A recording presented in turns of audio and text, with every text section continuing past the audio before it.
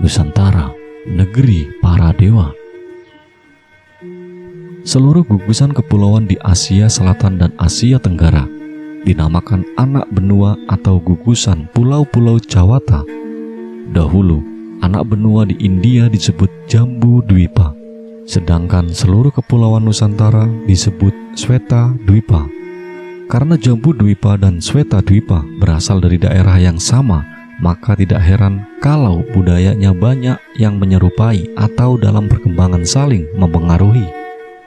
Dari perkembangan geografis, pada 20 hingga 36 juta tahun lalu, di Asia bagian selatan terjadi proses bergeraknya anak benua India ke utara, mengakibatkan tabrakan dengan lempengan yang di utara. Akibatnya ada tanah yang mencuat ke atas yang kini dikenal sebagai Gunung Himalaya. Pada saat itu, dataran Cina masih terendam lautan. Anak benua yang di selatan dan di tenggara yaitu Jawata, termasuk Sweta Dwipa dan Jawa Dwipa, muncul sebagai pulau-pulau mata rantai gunung berapi. Dalam cerita kuno, dikatakan bahwa orang Jawa itu anak keturunan atau berasal dari dewa. Dalam bahasa Jawa, orang Jawa disebut Wong Jowo. Dalam bahasa Ngoko sehari-hari, artinya Wong itu dari kata Wahong, artinya orang, adalah anak keturunannya dewa. Begitu pula bahasa Tiang, dari kata Ti Hyang, artinya juga sama, yaitu anak keturunan dewa. Dalam bahasa Krama Inggil, menurut pedalangan wayang kulit, keindahan Pulau Jawa di kala itu telah menarik perhatian dewa-dewi dari Kahyangan, sehingga mereka turun ke Marcapada, tanah Jawa, dan membangun kerajaan-kerajaan pertama di Jawa Dwipa. Raja Kediri, Jayabaya, adalah dewa Wisnu yang turun dari Kahyangan.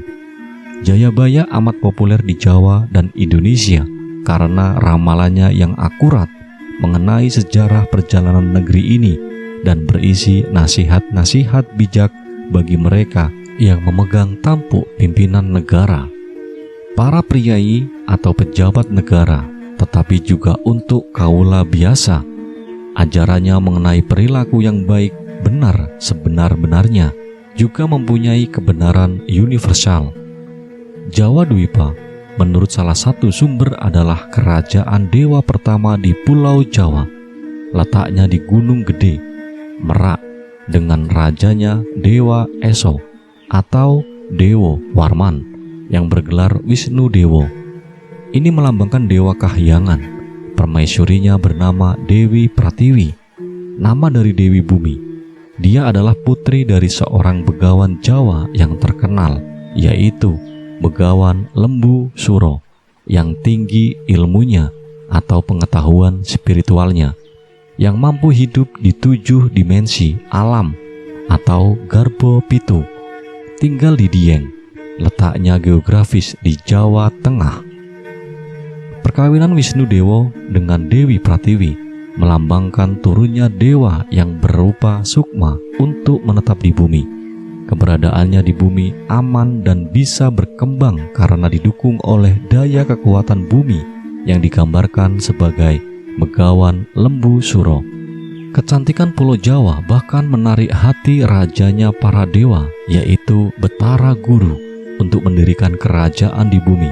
Turunlah dia dari domainnya di Swargaloka dan memilih tempat tinggal di Gunung Mahendra atau yang kini disebut Gunung Lawu, terletak di perbatasan Jawa Tengah dan Jawa Timur antara Surakarta dan Madiun.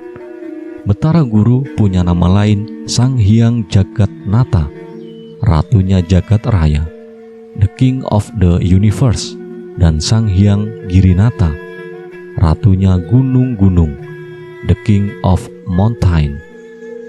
Di kerajaan Mahendra, surga yang agung, The Great Heaven, Betara Guru memakai nama Ratu Mahadewa. Keraton kerajaan Mahendra dibangun mirip seperti keratonnya yang di Kahyangan. Piranti-piranti surga juga dibuat, antara lain gamelan, seperangkat alat musik untuk hiburan para dewa dengan menikmati alunan suara yang merdu dan saat sedang menari atau olah beksa. Nama gamelan itu adalah Loka Nanta. Patung-patung penjaga istana yaitu Cingkarabala dan Balaupata yang diletakkan di kanan kiri pintu gerbang istana. Artinya, istana dijaga kuat sehingga aman. Ketiga, pusaka berupa keris, cakra, tombak, panah, dan lain-lain dibuat oleh empu terkenal yaitu Empu Ramadi. Setelah para dewa bisa tenang tinggal di bumi Jawa, menikah dengan putri Pribumi, dan punya anak keturunan, Betara Guru kembali ke Kahyangan. Beberapa putranya ditunjuk untuk meneruskan memimpin kerajaan-kerajaan selain di Jawa, juga di Sumatera dan Bali. Di Sumatera, Sang Hyang Sambo bergelar Sri Maharaja Maldewa di Kerajaan Medang, Prawa di Gunung Rajabasa. Di Bali, Sang Hyang Bayu bergelar Sri Maharaja Bimo di Gunung Karang, kerajaannya Medang Gora. Di Jawa, Sang Hyang Brahma bergelar Sri Maharaja Sunda di Gunung Mahera, Anyer, Jawa Barat. Kerajaannya Medang Gili. Sang Hyang Wisnu bergelar Sri Maharaja Suman di Gunung Gora, Gunung Slamet, Jawa Tengah. Kerajaannya Medang Puro. Sang Hyang Indra bergelar Sri Maharaja Sakra di Gunung Mahameru, Semeru, Jawa Timur. Kerajaannya Medang Gana. Menarik untuk diperhatikan bahwa para raja selalu membangun keraton di puncak-puncak gunung. Ini menggambarkan dewa berasal dari langit, dari tempat yang tinggi. Itu artinya bersih, jauh dari hal-hal kotor. Sikap harus dijaga, tetap suci, baik, benar, sopan bagi dewa yang telah menjadi manusia dan tinggal di bumi. Itu artinya tanah yang menjulang ke langit. Dalam kebatinan kejawen, contohnya adalah Gunung Dieng, Adi Hyang.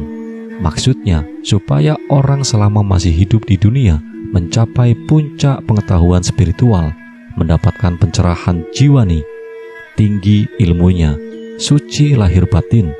Puncak itu adalah Adi Hyang atau Bumi Samboro. Dewa yang menampakkan diri adalah dewa yang berbadan cahaya, bisa menampakkan diri dan dilihat oleh saudara-saudara kita yang telah tinggi tingkat kebatinannya, yang sudah bontos ilmu sejatinya, artinya sudah melihat kasunyatan atau kenyataan sejati.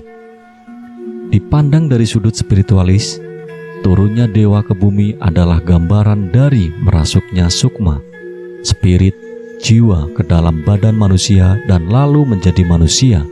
Oleh karena itu, manusia termasuk manusia Jawa adalah berasal dari sukma, spirit dewa.